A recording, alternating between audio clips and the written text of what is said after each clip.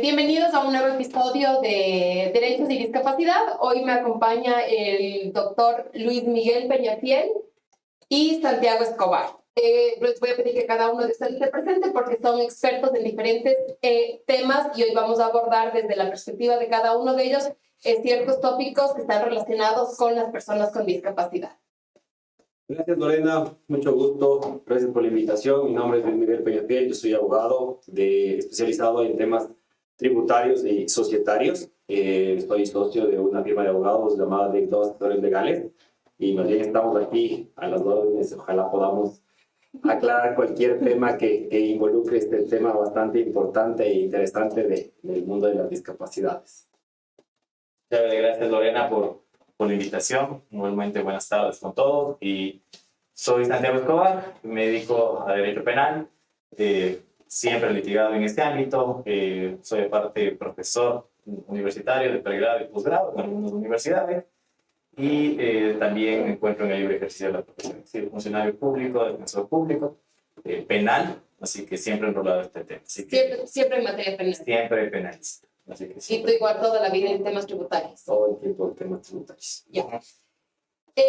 La intención y lo que vamos a conversar el día de hoy es desde las perspectivas que ustedes tienen, qué pasa con las personas con discapacidad y cómo ven y cómo tratan ustedes cuando se les han acercado, si es que ha tenido casos que estén relacionados con personas con discapacidad, partiendo del hecho de que la discapacidad puede ser física, puede ser de carácter cognitivo y sensorial. Cada una de ellas, bueno, conlleva más bien ciertas limitaciones, pero ante la ley son personas que responden y que deben responder por todos sus actos y que efectivamente son capaces ante la ley.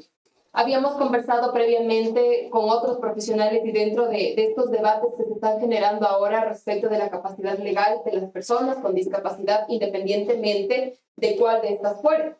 ¿Qué pasa, por ejemplo, en el tema tributario?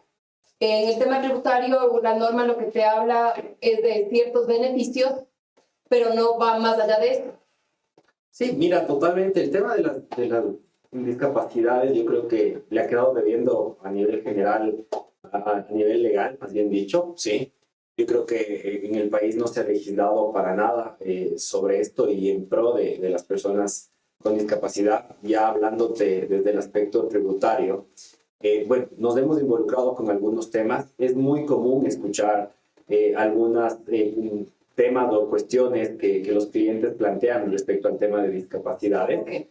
Por ejemplo, beneficios tributarios, principalmente desde mi área, el tema de derecho tributario, principalmente se enfoca en defender al contribuyente, al empresario, porque la otra parte, la contraparte siempre es del Estado. Sí, entonces, al defender al contribuyente, en la gran parte, si eres un abogado de derecho tributario corporativo, lo que vas a hacer es defender a las empresas. Y obviamente las empresas, uno de los beneficios tributarios que ven es el tema de la deducción adicional del 150% sobre las remuneraciones y beneficios sociales que canceles a una persona con discapacidad, que la tengas enrolada, que la tengas dentro de tu nómina, ¿sí? O a un sustituto de estas, ¿sí? Entonces, esto es muy común. Regularmente en estas épocas, ya que hemos hablado del ejercicio fiscal 2022, estamos prestos a empezar a hacer las declaraciones del impuesto a la renta de dicho ejercicio.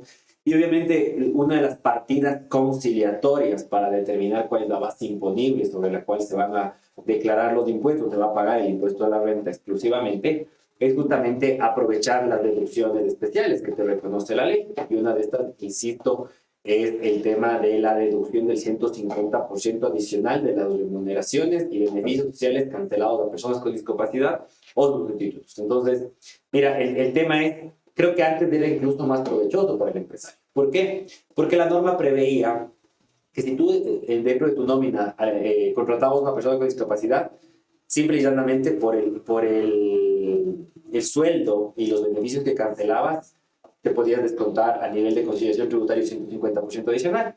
Posteriormente, con una reforma de hace un par de años atrás, más o menos te diría que 2019, 2020, se hace el cambio y obviamente hoy limitan el tema. Y hoy te dicen que exclusivamente tendrás derecho a este 150% de deducción, siempre y cuando el número de la persona con discapacidad de la cual te vas a beneficiar exceda al límite legal que tienes tú como obligación como empleador de tener. Sabemos aquí en el país, las empresas por cada 25 empleados tienen que tener una persona con discapacidad. Antes, si yo dentro de mis 25 empleados tenía una persona con discapacidad, me tomaba el derecho del 150%, ¿sí? Ahora no, lo que te dice la norma es, el uno que tienes es tu obligación, tú no tienes derechos dobles, ¿ya? Si contratas una segunda persona con discapacidad, esa segunda persona con discapacidad sí te da el derecho. Entonces, creo que un poquito es, insisto, perjudicial al sector empresarial, ¿sí? Pero al mismo tiempo creo que buscaban, entre comillas, incentivar mayor contratación. Lo que pasa es que para allá va. O sea, el tema es que tú no tienes que legislar para ciertos sectores, pero el momento que tú estás hablando de la discapacidad, tú necesitas empezar a romper brechas. Y todas estas brechas que te generan la sociedad, que es una sociedad plenamente capacitista, te corresponde al Estado generar política pública que te permita que se contraten a más personas con discapacidad. Totalmente. Claro, y va por ahí. Entonces tú, efectivamente, todos los empresarios van a verlo esto como que un retroceso porque tienen una repercusión de carácter económico. Sí, pero en cambio, para las personas con discapacidad es una oportunidad para que sean tomadas en cuenta en el momento que van a tener una relación laboral. Sí, o sea, totalmente de acuerdo. La perspectiva o el espíritu con el cual se creó esta reforma creo que es el correcto. Sin embargo, el efecto ha sido al contrario. Mucha gente dice, no, yo cumplo con lo que me dice la ley y no cumplo, ¿sí? ¿Por qué? Porque todavía existe este tabú de que la persona con discapacidad tal vez no me puede ayudar, no tiene la misma responsabilidad o la misma acuciosidad en el trabajo que el resto de personas, lo cual creo que es una manera errada de percibir a la situación, pero este ha sido el efecto, ¿no? Antes yo creo que dándote el derecho de que desde el uno, que no necesariamente era tu obligación, te daban el beneficio, mucha gente buscó contratar más, ¿ya? Pero el momento que te limitaron, que te dijeron, no, esta persona con discapacidad, que es tu obligación, ya no te da derecho, es como que muchos dijeron, listo, entonces me quedo solo cumpliendo con mi obligación, finalmente no genero ningún beneficio. Este ha sido el efecto, ¿no? Entonces, yo te digo, yo creo que hay falta trabajarlo por parte del Estado, por parte de los entes de control, porque yo creo que hay muchas personas con discapacidad que son entes productivos y que pueden ser un aporte valioso entre las empresas, pero lamentablemente te estoy contando el efecto de la reforma, que en lugar de generar este mayor crecimiento de la capacidad de contratar a personas con discapacidad, así creo que ha sido una limitante, ¿sí? Ese es uno de los beneficios que hemos visto, ¿sí? Esto te podría comentar respecto a este beneficio. Ahora, lo que sí existe el tema también de la exoneración tributaria que la ley te reconoce para las personas con discapacidad, ¿sí? Yo creo que esto es algo muy importante. La norma es clara y te dice que efectivamente te puedes deducir, ¿sí?, un par de fracciones básicas desgravadas del impuesto a la renta, ¿sí? Es decir, hoy por hoy la fracción básica bordea los $11,000. Una persona con discapacidad, un ente productivo, tiene un negocio, trabaja bajo nómina, cualquier cosa, y no sé, tiene ingresos de $40,000, gastos de $10,000, se queda con una base imponible de 30, se deduce estas dos fracciones desgravadas, que son casi $22,000, y solo hay una diferencia de 8 sobre la que pagará impuestos. Lo que no pasa con las personas que no tienen esta condición. En el mismo ejemplo, recibe 40 de ingresos, tiene 10 de gastos, tiene una base imponible de 30 y sobre los 30 pagará impuestos, ¿sí? Entonces, hay un beneficio, yo creo que esto es importante, pero insisto, he visto que... Ese beneficio es extendido también para las familias. Sí, la norma te prevé un tema de los sustitutos. Yo creo que esto también, que insisto, le veo desde el aspecto de la asesoría empresarial, muy poco se ha explorado. Tal vez las empresas o las mismas personas de talento humano no lo explotan o no lo sacan mucho a la luz, por el hecho de que esta figura del sustituto ha generado cierta también tramitología que tiene. La figura del sustituto es la misma que manejamos en el régimen laboral. De los sustitutos o en materia tributaria necesitas hacer algún trámite adicional. El mismo sustituto que tú te calificas en el Ministerio de Trabajo. Y también tienes que ser un proceso en el Ministerio de Institución Económica y Social. Exactamente. Pero justamente esta tramitología es la que ha generado cierta necesidad de desapegarse de tomar el beneficio, pero yo he tenido muchos casos de personas con discapacidad, principalmente en mi experiencia he tenido casos de personas con discapacidad física, ¿sí?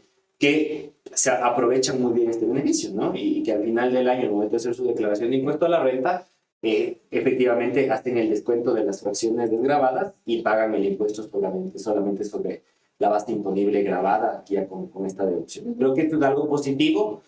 No he visto a nivel de estadísticas de los entes tributarios cuál es el nivel de ahorro que están generando, cuánto impacta esto dentro del fisco, ¿sí? Pero creo que es un tema que sí debería ser mucho más vistoso para la ciudadanía, porque obviamente creo que es una manera de retribuir también el trabajo, el esfuerzo que hacen estas personas y que saliendo de tal vez de cualquier tipo de limitación que puedan tener, se vuelven entes productivos y colaboran en el crecimiento. ¿Y tú crees que es suficiente lo que está establecido ahora? Para nada. Como te decía en primera instancia, yo creo que falta legislar, ¿sí? Yo creo que se puede trabajar mucho a nivel de incentivar la contratación de más personas con esta condición, ¿sí?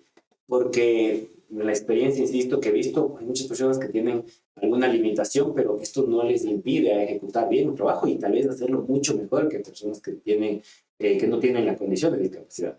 Entonces, a mí me parece que falta legislar más, que el Estado debería buscar políticas mucho más claras de incentivar la contratación de este tipo de personas, primero, pero siempre, y te voy a decir, esto es uno de los principios del derecho tributario, ¿no? La equidad.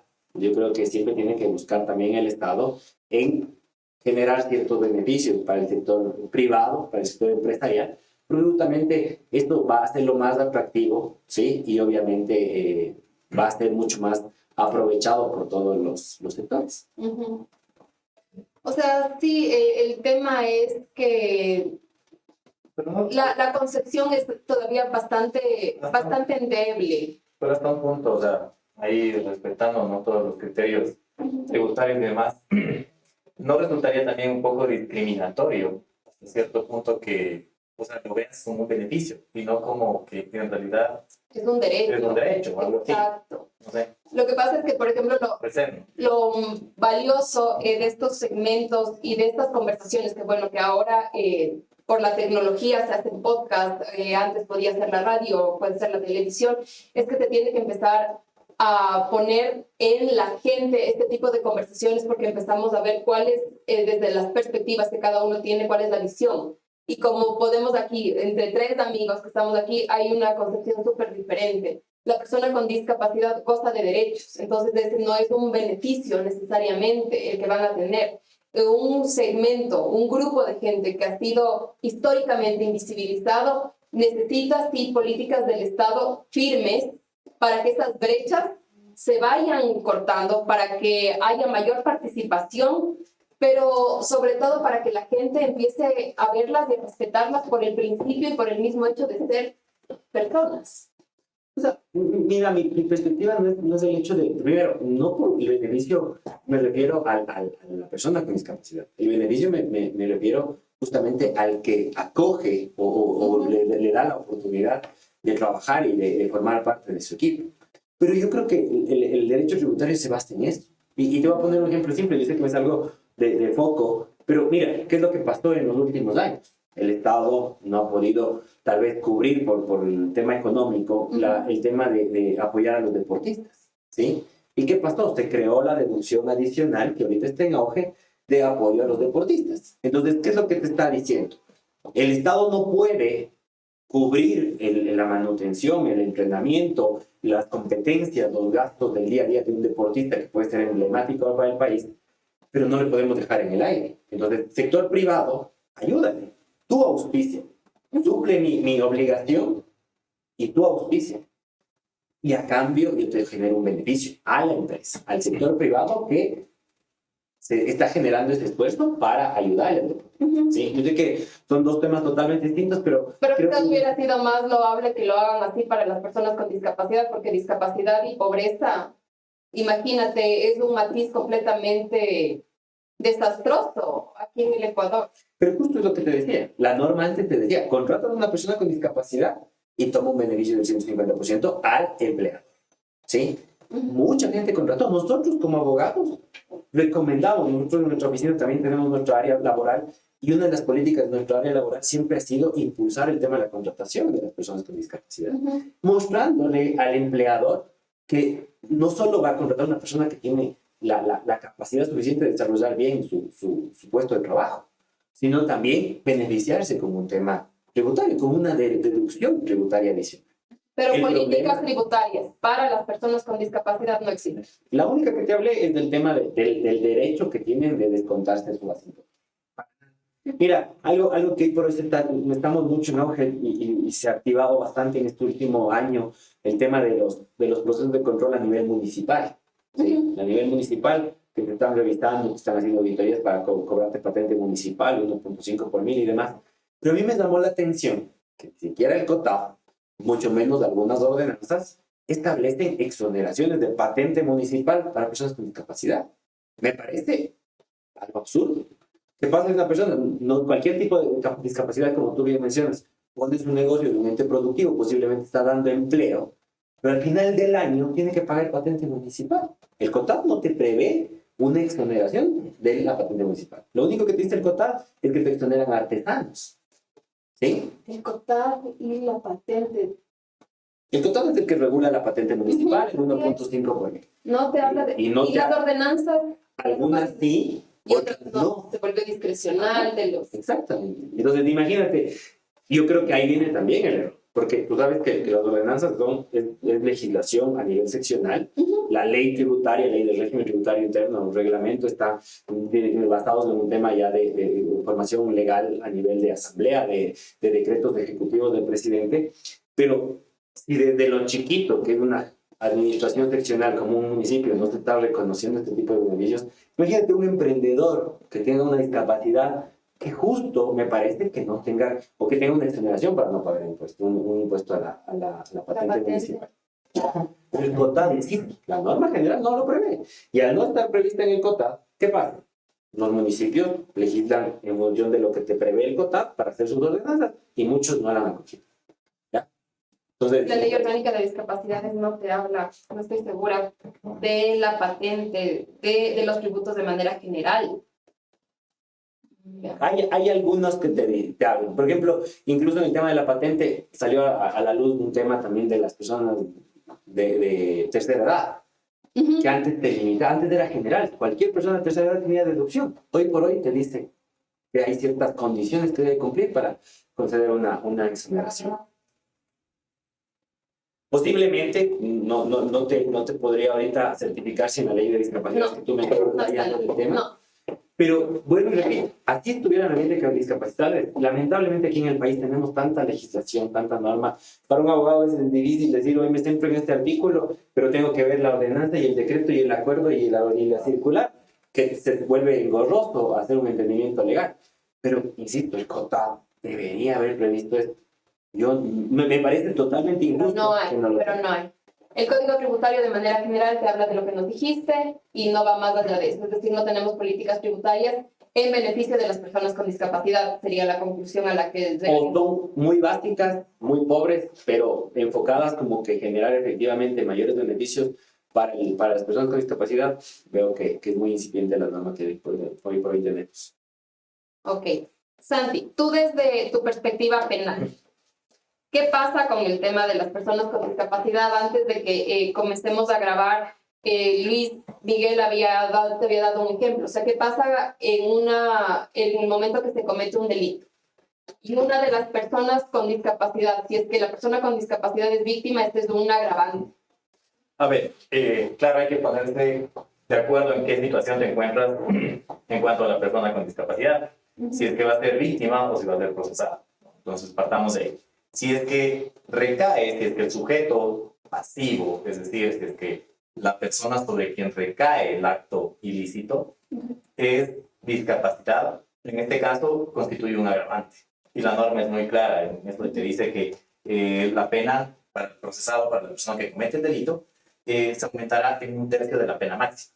¿Sí? Entonces, simplemente discapacidad te habla en sentido muy amplio, ¿no? Entonces, como tú habías hablado, la discapacidad comprende muchas aristas: física, cognitiva, ¿sí? Intelectual. Entonces, bajo estas consideraciones, si es que la víctima exclusivamente es discapacitada, ya por ende la norma te establece un agravante, ¿sí? Entonces, esto es muy claro.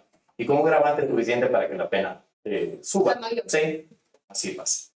Del otro lado, en caso de que sea en cambio procesado la persona con discapacidad, aquí la norma establece diferentes consecuencias en cuanto a la determinación de la responsabilidad penal, ¿sí? Porque para que tú puedas cometer un delito deben cumplirse varios requisitos, así lo establece la norma. Tiene que ser una norma típica, tiene que ser el acto antijurídico, y aparte de eso también tiene que existir un juicio de reproche que se... Es decir, este juicio de reproche, ahí es donde entra justamente el tema de la discapacidad, se habla de la culpabilidad. ¿Qué tan culpable es esta persona? Si es que en realidad se encuentra determinada, es decir, en la capacidad de comprender todos los actos que realiza ilícitos o no. Entonces, si es que una persona tiene toda la capacidad de comprensión y de autodeterminarse, hablamos de que una persona es imputable. En caso contrario, sería un inimputable. ¿Sí? O sea, esto significa para toda la gente que no es abogada y que no se escucha que aquel que sabe que las normas son claras, cuáles son las normas de conducta, los patrones de conducta típicos en una sociedad. Todos somos personas imputables, a menos, lógicamente, que muestres que otra situación totalmente diferente. En esto, ¿qué quiero decir? Que si es que todos sabemos que matar está mal, lógicamente, todos sabemos que robar está mal, ¿ya? Por ende, por simple lógica de convivencia social. Pero claro, hay personas que eso no entienden, ¿sí? Y a estos la norma penal lo llama inimputables, ¿sí? Entonces, partiendo de eso, la inimputabilidad dentro del área penal se transmite en dos esferas. Primero, como un trastorno mental transitorio o como una persona que tiene una incapacidad totalmente absoluta, ¿sí? Trastorno mental transitorio en realidad son personas que podemos todos tener un trastorno mental transitorio en cualquier momento de nuestras vidas, porque eso pasa, y eso está científicamente comprobado. Son los excesos que tenemos frente a una emoción, un sentimiento, ¿sí? Entonces, a todos nos puede pasar, ¿no es cierto? Verle, no sé, de pronto llegas y se supone que tu novio, tu esposo, tu novia, tu esposa, le encuentras teniendo relaciones sexuales con otra persona.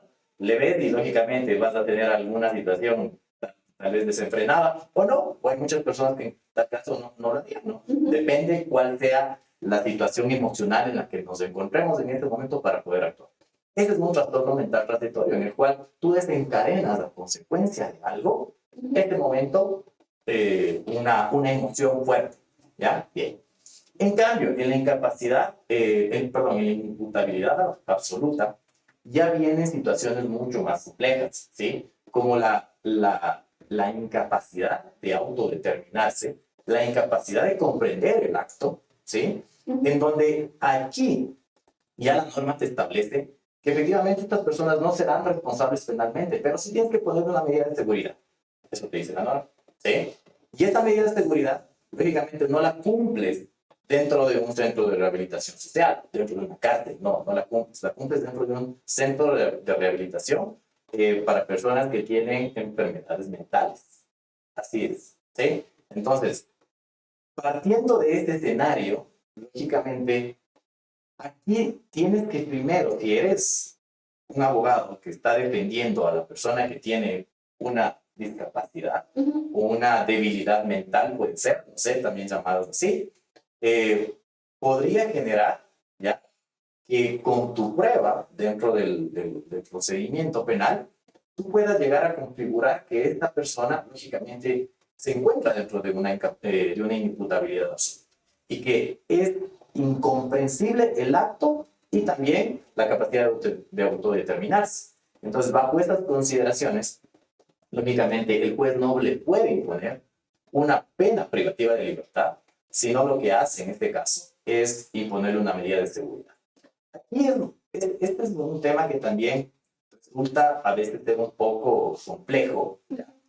Porque cuando una persona va y cumple esta medida, ¿sí?, en un centro de rehabilitación de salud mental, ¿qué sucede? Necesitas que en este caso el psiquiatra te diga que la persona de pronto ya se encuentra de alguna manera mejor. Pero eso es algo medio ilógico. ¿Sí? Es medio ilógico porque la persona siempre va a tener ese trastorno y es un trastorno que va a tener permanente en ese punto de vista. El problema de la norma es que desde el otro ámbito también, hablando del tema de la discapacidad, en cambio la norma no tiene algo claro, ¿sí? Y esto sí es muy real porque estábamos hablando, ¿cierto? El tema de que a una persona que tiene, por ejemplo, síndrome de Down, no la puedes someter como una persona de pronto como una inimputable absoluta, porque de pronto sí tiene la capacidad de autodeterminarse y de comprender el acto. Entonces, ¿cuál es el escenario frente a ello? El escenario frente a ello es que en realidad demuestras que esta persona tiene la capacidad de comprender el acto, estaría siendo juzgado como un procesado, como un normal, ¿no? O sea, no pasó, como que es una persona normal, que no tiene ningún trastorno, que no tiene absolutamente nada, ¿sí? Entonces, ¿cuál es el escenario frente a eso? Que si a una persona que tiene una discapacidad, en este caso mental, le sometes a un centro de rehabilitación social, puede que esta persona tenga mucho más problemas, porque el entorno en el que se encuentra, de pronto no saben que esta persona tiene alguna discapacidad, en este caso emocional o mental, porque es así, ¿no? Hay muchos ejemplos en los cuales, por ejemplo, en el tema del autismo, ¿sí? Es un tema que físicamente no se puede comprender que una persona de pronto tiene algún tipo de enfermedad, de discapacidad, así exclusivamente, pero frente a ello, ya el hecho de que esta persona esté siendo procesada y que esté condenada y que esté dentro de un centro de rehabilitación podría generar problemas dentro del caso. Porque las personas que están alrededor no van a entender que esta persona de pronto realiza actos distintos a los que entre comillas se pueden llamar normales, ¿sí? Entonces podría generar también una vulnerabilidad frente al acto, ¿sí? Frente al acto de ya estar siendo... El tema es que, por ejemplo, entonces, con esto lo que se concluiría, Santi, es que efectivamente una persona con discapacidad puede ser procesada y tiene que responder penalmente por cualquier comportamiento atípico y que esté sancionado dentro del COI. Típico. Exacto. No sería típico. Exacto. Un comportamiento típico. Ya, pero Santi, el tema es que debería ser entonces dentro de las estrategias de los abogados que asuman la defensa, llegar a demostrar que tienen que esta discapacidad, en este caso que podría ser cognitiva, no les permite cometer el acto. Si pero en cambio, si es que tiene comprensión, lo que pasa es que, mira, que puede tener discapacidad cognitiva no significa que no es que no entiendes necesariamente todo, sino que te demoras en entender o te demoras en aprender, más bien. Pero ahí ya la ley, ¿no es cierto?, también establece, por ejemplo, diferentes circunstancias frente a la inimputabilidad absoluta. Y por eso te decía que frente a ello ya te habla de debilidad mental. Frente a que puedes entender el acto tardíamente, más o menos así, hablando lo que tú dices, pero esto ya genera una debilidad mental. Y eso en realidad sí podría generar una inimputabilidad absoluta. O sea, esto sí podría ya verse frente a un hecho totalmente distinto. ¿Ves? Pero ¿y cómo llegas a probar? Dentro de un juicio. O sea, porque no es que voy y te presento un carnet. No es suficiente. Esto es parte de, pero no es suficiente. Lo haces a través de un informe psicológico. El psicólogo va a determinar que, lógicamente, esta persona tiene algún tipo de trastorno, pero quien te determine exclusivamente quién tiene este trastorno será un psiquiatra. Y mientras, si es que es un tema flagrante. Una vez tuve un caso súper complejo en donde fue de un abuso sexual de una persona que tenía 18 años y él estaba con una menor de edad que tenía 11 años, ¿sí? Él, al momento que le hicieron su valoración psicológica, su valoración psiquiátrica, determinaron que él, su capacidad mental era de una persona que tenía 10 años. ¿Sí? Entonces, digamos que frente al hecho, estaba mentalmente también como una persona de 11 años, estaban a la par, digamos así. Pese a que físicamente, claro, tú le veías y decías, claro, es una persona, es un adulto, tiene 18 años, pero mentalmente era una persona que tenía en realidad 10 años. ¿Sí? Entonces, si tú vas más allá, enfrente al escenario, esa persona estaba detenida, estaba en el centro de detención provisional y claro, tuvo un montón de problemas, le pegaban, ¿sí? Porque no entendían, eso es lo que te dije en ese momento, las personas que se encontraban detenidas Los otros también presos. no entendían qué le pasaba a él y le pegaban, pensaba claro, que no sé, que tenía miedo y frente a esto, claro, los otros abusaban de él, ¿no? Abusaban físicamente, ya te digo, le quitaban su comida y cosas así. Entonces, lo que estaba sucediendo alrededor del caso era mucho más grave también, ¿no? Porque si tú te das cuenta, por un lado, claro, existía la víctima que era una niña de 11 años, pero frente al otro también existía otro problema también fuerte, Igual fuerte. complicadísimo. Entonces, ¿qué pasó? Hasta que no se determine que en realidad estábamos tratando con una persona que tenía un tipo de discapacidad, que se encontraba en prisión preventiva. ¿Sí? Tú después de reunir los requisitos, de establecer nuevos elementos de convicción que le den una situación distinta al caso, que en torno a ello cambie la situación jurídica, no puedes solicitar una revisión de medida. Necesitas actos nuevos, necesitas elementos nuevos para que digan, hey, no es como se lo planteó en un primer momento, ahora es así. ¿Ves? Entonces, frente a eso, pero tuvieron que pasar alrededor de unas 2 o 3 semanas. ¿Listo? Sin esto no puedes hacer absolutamente nada. La norma no te da porque no es suficiente, como tú decías, el carnet de discapacidad, sí, pero ¿y cómo en realidad te puede reflejar que esto es así? Claro. ¿Y cómo lo haces? A través de un perito. Los peritos son los que te muestran esta situación. Entonces, pero tienes que esperar. O sea, pero por ejemplo, ¿tú creerías que se necesitaría, no sé, centros de detención diferenciados? En realidad existen algunas casas, ya que son casas de salud, creo que les llamas, no recuerdo bien, pero casas de acogida, perdón, son casas de acogida. En estas casas de acogida, por ejemplo, claro, pero no son exclusivamente centros de rehabilitación para personas que se encuentran cumpliendo prisión preventiva o en su defecto han sido personas condenadas por algún delito.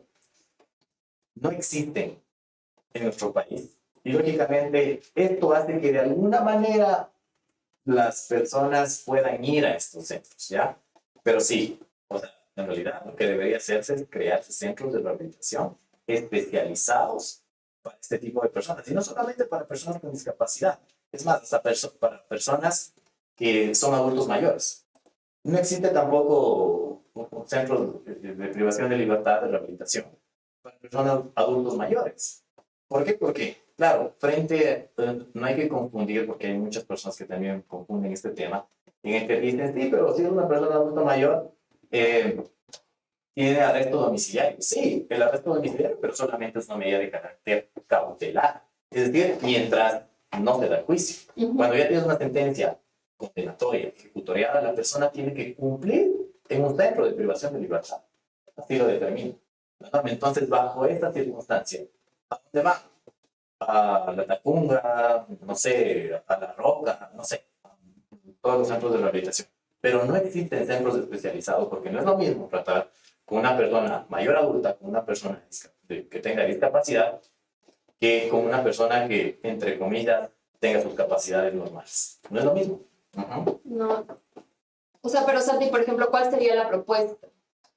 La propuesta sería para que el ministerio, la cartera, ¿no es cierto?, de Estado, realice un proyecto, ¿sí o no?, con este escenario en el que se pueda crear centros de privación de libertad, ya sea de detención provisional y también ya para sentencia, para personas que se encuentran condenadas, especializados exclusivamente para personas con discapacidad y mayores adultos, que no existen en nuestro país. Este sería. Yo quisiera acotar ahí algo. Mira, yo creo, bueno, indistintamente del tema de la solución a nivel del lugar de donde van a cumplir la condena, lo que sea. Yo creo que, vuelvo a repetir, el tema de la pobreza en la legislación en el país, ¿sí? Con lo que hemos conversado y con lo que hemos hablado, y Lorena también nos ha explicado el tema de las distintas condiciones que pueden existir para una persona con discapacidad, yo creo que la norma solo se está centrando en hablar en términos generales de discapacidad o de discapacidad. Y creo que hablar en términos generales de discapacidad no soluciona el problema, ¿sí? Estamos viendo desde el aspecto penal, que hablar de discapacidad puede ser una persona con discapacidad física, puede ser plenamente imputable y no tendría que tener un tratamiento especial en un centro de privación. ¿Por qué? Si tiene un tema auditivo o algún tema de movilidad o algo por el estilo, esto no le quita que pueda estar en la roca, como tú dices, o en la Tacunga. ¿Por qué le puede poner en un centro especial? Tal vez sí para una persona que tiene una condición mental, psicológica, psiquiátrica que le impida. Y sensorial. Sensorial en términos generales. Pero insisto, yo creo que la norma es la que también está incumpliendo. Porque debería la norma adecuarse a hablar de discapacidad, pero centrándose en estas cuestiones especiales, porque cada tipo de discapacidad puede tener su distinto tratamiento, su distinta manera de castigar la sanción, la pena, lo que sea, más que ver el efecto del lugar, sino también la norma tiene que dar ese tipo de claridad. Porque al contrario estamos viendo, y tú nos contaste un caso emblemático, nos dices, mira, se demoró 2 semanas en salir la persona de la prisión preventiva, hasta justificar.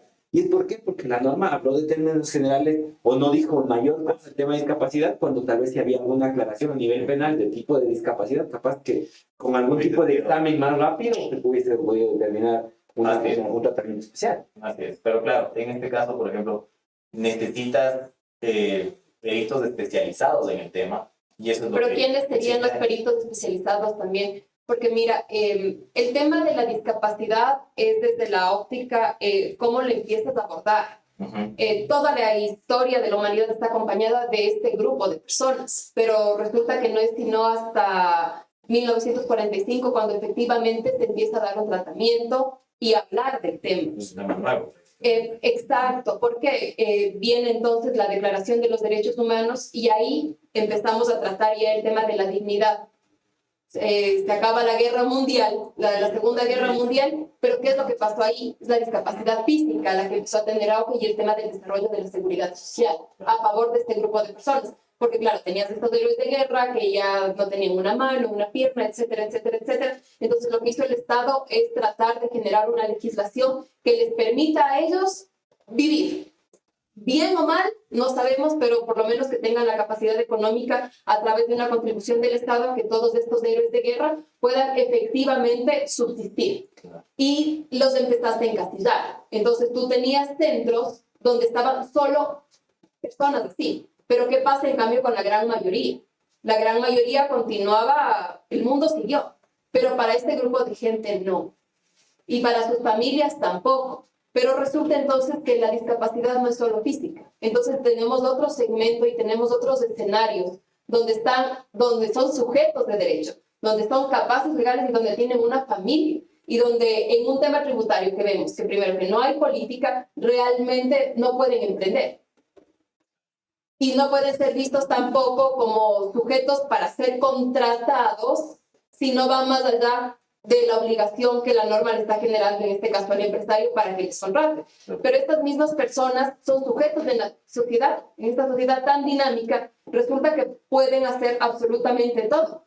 Pero tampoco el Estado ha llegado a analizar qué pasa con aquellas personas que teniendo discapacidad intelectual van a tener que responder por comportamientos que afectan el derecho de un tercero. Entonces, imagínate, el tema emocional para los familiares de esta niña que tú nos estás comentando debe haber sido terrible. Sí, fue muy complejo, ¿no? Fue muy complejo porque también ellos no entendían hasta que luego, claro, dijeron no. O sea, la situación iba más allá, ¿no? Va más allá porque los padres de la niña, claro, decían sí. O sea, el primer escenario, la primera imagen, ves a tu hija de 11 años con una persona que es mayor de edad y lógicamente dices, ¿qué pasó aquí? ¿No es cierto? O sea, no es algo normal. Y frente a esto, lógicamente, después del escenario en el que ya nosotros pudimos entender y comprender qué era lo que estaba sucediendo frente a ello, claro, ellos también pudieron entender de que efectivamente no era una persona que iba a malintencionar de alguna manera a su hija. No, no, nada que ver, sino que era una persona que tenía una imagen, no sé, una ilusión como de un niño de 10 años. Era algo así. Entonces, lógicamente, eran temas tan sensibles de tocarlos, pero que en realidad tenía que ser. Ajá, y esto pasó. Claro, pero imagínate, entonces, la deuda que tiene el Estado a través de sus brazos ejecutores es enorme, porque efectivamente la persona con discapacidad intelectual, con una discapacidad sensorial, que llegue y que tenga que ser, y que tenga que responder por un hecho punible, no puedes enfrascarla en una cárcel, en un centro de rehabilitación que francamente a la fecha tiene lo que menos somos un centro de rehabilitación. Pero ¿qué va a pasar ya después en la vida adulta y en todo ese proceso? Porque una persona con discapacidad intelectual, con discapacidad sensorial, necesita apoyo continuo para realmente a través de terapias garantizar y buscar autonomía en su vida. Eso es lo que te decía justo antes, ¿no? Por eso en el derecho penal lo que busca frente a esto es de que si una persona comete un delito, esta persona se determine, entienda cuál fue el acto ilícito que realizó frente a este hecho. ¿Sí? Solamente con la capacidad de entender frente a esto, tú puedes responder penalmente como cualquier persona. Ajá. Imputable. Serían imputables. Serían imputables. Serían bajo la imputables. consideración que tú me dices, lógicamente, deberían ser personas totalmente imputables. O sea, el deber de cuidado también viene de la familia. Pero ahí la pregunta que yo te haría es, estas personas que en realidad ya son totalmente imputables, con capacidad de determinar si tienen derechos y demás, ¿estarían en la capacidad también de ir a un centro de rehabilitación social en donde pueden enfrentarse a todas las demás personas o no? El comportamiento, yo creo que primero te devolvería la pregunta. ¿Por qué? Porque ninguna persona está completamente preparada para ir a la cárcel. Claro, o sea, ninguno. Entonces, para una persona con discapacidad, la discapacidad cognitiva significa que efectivamente tus procesos para aprender algo no son iguales a la mayoría, pero terminas aprendiendo. Claro. Tus comportamientos, tus conductas emocionales no son diferentes. O sea, tú cronológicamente sigues creciendo y tus emociones, igual que todos nosotros, pasamos por nuestra niñez, por nuestra adolescencia y empezamos a generar nuevos descubrimientos. Y eso mismo también lo siente. Y el tema es que entre lo que sientes y lo que te enseñan, tú llegas a nutrirte. Pero en ese espacio puedes hacer algo que puede ser penado. Lógico, claro. Y ahí es en donde debería ser el Estado el que adopte una política donde la persona con discapacidad sea tratada y sea vista de manera autónoma, pero efectivamente tiene que tener un trato especial. Tiene que ser un trato. Por su nivel de vulnerabilidad, podría ser. Exacto, por la vulnerabilidad de la que podrían ser víctimas. Ajá. Más allá de que no pueda defenderse, una persona con discapacidad intelectual puede ser una persona con un acondicionamiento físico y que realmente venga y te pueda hacer cualquier cosa, pues de un derechazo nomás. Así es. Pero la discapacidad intelectual ahí nada tiene que ver con el desarrollo físico que está teniendo. Claro, yo recuerdo de un caso que ahorita justo que dices que dio un derechazo, era justo una persona que, en este caso dependía hace muchísimo tiempo, yo fui defensor público. Y era una persona que, claro, aparentemente tú le veías y era una persona normal, ¿sí? Resulta que este señor hacía pesas, levantaba pesas, físico-culturista. Ya, y claro, muy corpulento, ¿no? Resulta que estaba en el trole y ingresa otra persona y claro, le queda viendo, ¿no? Y claro, le queda viendo, es que es muy raro, ¿no? Sí. ¿Qué me ves? ¿Qué me ves? ¿Qué te pasa? Pues, nada, no pasa nada, ¿qué bebé? Y empieza una broma, ¿no? En este rato, claro, la persona que después entendí que tenía discapacidad, porque claro, como te digo al principio, no parecía que tenía absolutamente nada. Resulta que se le lanza a la persona que ingresó después al trole y le tasca la oreja y le sacó un pedazo de oreja. ¿Sí? Entonces de ahí dije también, esto no es normal.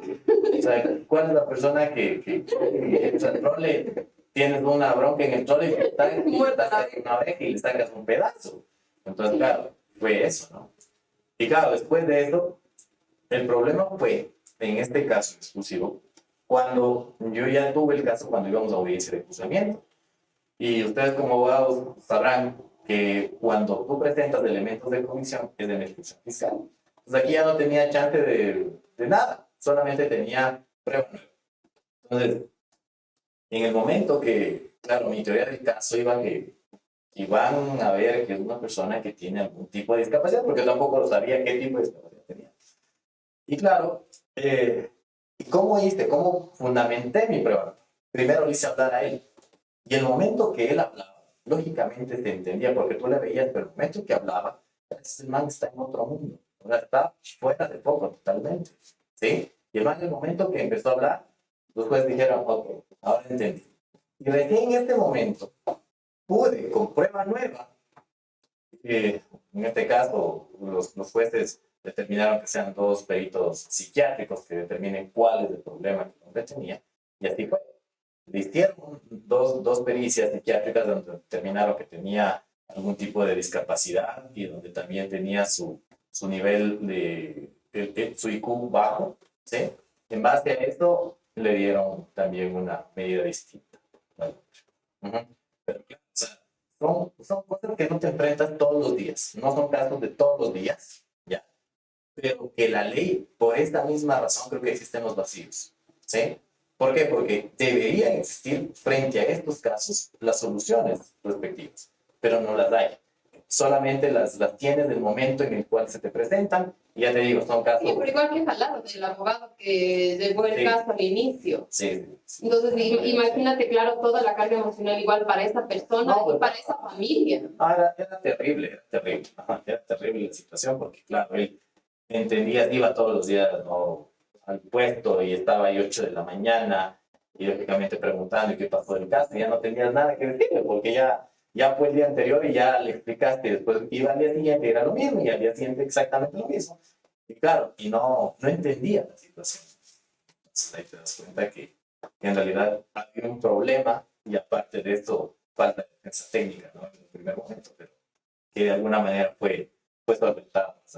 Ahora, por ejemplo, para ustedes, ¿se necesita o no se necesitaría entonces crear centros de rehabilitación especializados para aquellas personas sancionadas por la ley, pero que tienen discapacidad cognitiva y sensorial, que creo yo que son las más? Sí, claro que sí, claro que sí. Y más aún igual, o sea, discapacidad y menor de edad. Eso también sería otro problema, ¿no? O sea, estarías frente a una doble vulnerabilidad, porque aparte de ser discapacitado, también tienes un problema... Persona con discapacidad. Una persona con discapacidad, perdón. Aparte de esto, tienes el tema de la vulnerabilidad por ser adolescente, porque solamente los adolescentes también son las personas que pueden cometer, en este caso, delitos, ¿sí? Entonces, ellos también son menores adolescentes. Exacto. Son adolescentes en conflicto con la ley penal. Así se lo llama. Ya no son tampoco adolescentes infractores. Ya tampoco. Ya no son adolescentes en conflicto con la ley penal. Y necesitas igual centros especializados. O sea, y te imaginas, o sea, efectivamente hay una necesidad urgente de que a este grupo, a este sector, se le empiece a tomar en cuenta, porque pueden estar envueltos en cualquier tipo de circunstancia. Claro que sí, hay bastantes, ¿no? Y hemos visto en los últimos tiempos, ahora específicamente, hemos visto que a nivel social existe mucho sicariato. Y si ustedes se dan cuenta, las personas procesadas, el autor del sicariato, por lo general, son adolescentes. La gran mayoría son adolescentes. Y frente a ello, la pregunta es, de todos estos adolescentes, ¿de que existirán también personas con discapacidad ahí? Yo creo que sí. O sea, lo que pasa es que, mira, hay un libro donde te dice que empezaron en cierto lugar a utilizar a las personas con discapacidad desde niños. Entonces, ¿qué es lo que tú hiciste? Les empezaste a todas aquellas personas a enseñarles algo típico y tú empezaste a tener bandas de personas con discapacidad intelectual, pero que estaban como les empezaron a formar y estuvieron en lo mismo, en lo mismo, en lo mismo. Claro, bueno, frente a estos actos ya el derecho penal es un poco más complejo, ¿no? Y ahí hablas ya de autoría y participación. Aquí se encuentra lo que se llama la autoría mediata. ¿Sí? Uh-huh. El autor mediato es el hombre detrás, es el que tiene el dominio del pulso causal. ¿Y de quién tienes dominio? Frente a este tema también es de un autor-instrumento. Y el autor-instrumento es la persona que realiza, exacto, la persona para que se entienda, la persona que es utilizada por el autor mediato para cometer, ¿no es cierto?, el hecho. Entonces aquí está el típico ejemplo, las personas de pronto, no sé, en la Marín, puede que pase este tema, cuando les dan a los niños que les vendan droga, les dan los paquetitos de droga para que vayan y vendan, ¿cierto? Entonces, como saben que el momento que llegue la policía, quien va a tener los paquetitos de droga son los niños, lógicamente frente a eso que pasa, el niño es inimputable. No te vayas tanto a la... Mira, yo te estoy sincero y yo creo que a veces, o sea, hablar de esta condición nos abre los ojos de que hay falta de legislación, pero yo creo que también hay también personas que se aprovechan de la situación, ¿sí? Claro. Y no solo en el ejemplo que tú planteas en la Marín, yo te digo a nivel empresarial. Muchas familias, y esto se conoce y se ha visto casos, que posiblemente saben que la persona con discapacidad tiene una deducción adicional para pagar un impuesto menor, ponen el negocio a nombre de él, cuando el negocio posiblemente es del padre, es ingreso para él, para su subsistencia, y me estoy beneficiando de poner el RUC, abrir el RUC con el nombre de la persona con discapacidad para que pague menos impuestos. Yo no entiendo el beneficio. Y algunas personas tal vez sí, tú dirás, sí es una condición tal vez que ha explotado el tema de la pobreza, la incapacidad económica, sí, pero hay personas con capacidad alta o con capacidad económica suficiente para responder por un tema tributario que también se aprovechan de esto y que se ha visto y ha habido procesos, insisto, donde les había determinado que posiblemente el generador de esta renta sobre la cual se está pagando impuestos no es la persona con discapacidad, sino es el papá, el tío, el hermano, y que lo aprovecharon utilizando el nombre del parejo, ¿sí? Pero todo esto, el génesis de todo esto es la educación y es la conducta realmente con la que tú estás y la educación con la que tú te estás formando. Entonces, la familia, sí, la familia es el núcleo de la sociedad, pero efectivamente hay cosas y hay comportamientos y hay conductas que tú simplemente las adquieres de tu grupo más cercano. Y si es que no las hablas, si es que no las transparentas, si es que no pones en la sociedad a generar estos nuevos análisis, a poner a pensar y a sobrepensar en cosas nuevas, simplemente la gente no sabe. ¿Qué es lo que pasa con la discapacidad? O sea, quizás a ti te asombra lo que son capaces de hacer para no pagar más dinero. Y esto es el caso del tema de los carnetes. Exacto. De los vehículos. Pero ¿qué pasa con la mendicidad? O sea, tú tienes muchos niños y tienes muchas familias y te están vendiendo a la discapacidad como una forma peyorativa. ¿Por qué? Porque estás con un guagua que no está siendo atendido conforme corresponde a cambio de que te den una limosna.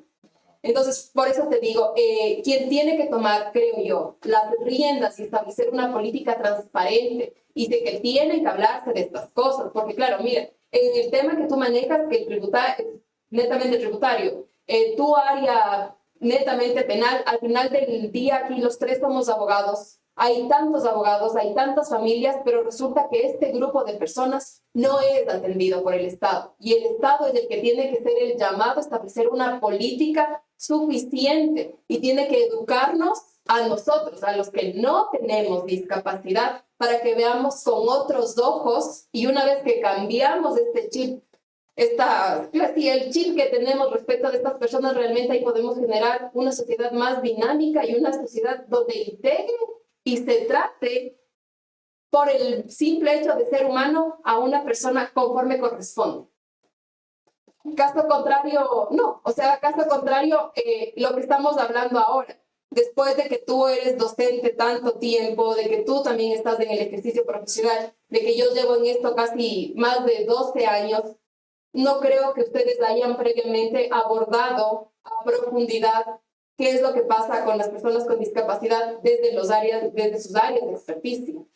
Sí, como no, es un tema muy común. Realmente, y vuelvo y repito, yo concuerdo contigo que es una política que le hace falta fortalecer al Estado, pero yo creo que viene a ser también un tema de responsabilidad compartida. No necesariamente, tú sabes, si el Estado no responde, y lamentablemente hay que decirlo, en muchas cosas no responde, también nace de parte de la educación de la familia, de los valores, de los principios con los cuales están creciendo y criando sus hijos, y ahí es donde falta, ¿no? Que seguimos en el típico mundo de la viveza criolla, del ecuatorianismo, de que somos más que vivos, todos más que los asambleístas tienen carnet. Y vivir ya con la discapacidad es otra cosa. Abordar la discapacidad es importante. Vivir la discapacidad diariamente en diferentes áreas es completamente difícil. La paternidad, aquí todos creo que somos padres, es un reto. Pero tener un hijo con discapacidad es cargar mayor responsabilidad porque te encuentras con este tipo de temas que hoy los estamos abordando, pero que cuando ya resulta que tú eres quien tiene que ir a exigir ciertos derechos que están establecidos en una norma, simplemente te dicen que no y te cierran la puerta y tienes una serie de óbices que no te permiten avanzar conforme como quisiéramos. Así es. O sea, son casos, nada más creo que para concluir este tema, son casos que no se da a diario, ¿no? No son casos de todo el tiempo que suceden, pero están ahí, ¿sí? Y frente a eso sí debería haber una respuesta. O sea, eso es un hecho, ¿no? Un hecho. Y más aún, en todos los ámbitos, yo creo que en el derecho penal, por ser una línea muy sensible, ¿sí? Por ser un derecho penal muy sensible, frente a esto debería darse respuestas mucho más prontas, ágiles, frente a los temas de discapacidad. Sí, yo creo que ha sido bastante fructífera toda la conversación que hemos tenido hoy. A mí no me queda más que Santi, Luis, agradecerles sobremanera y más bien pedirles que conversen en sus espacios, que transmitan este mensaje y ya nos seguiremos viendo. Gracias, Lore. En Ibarra. Gracias, Lore. Hablar de los amores antiguos del Santi.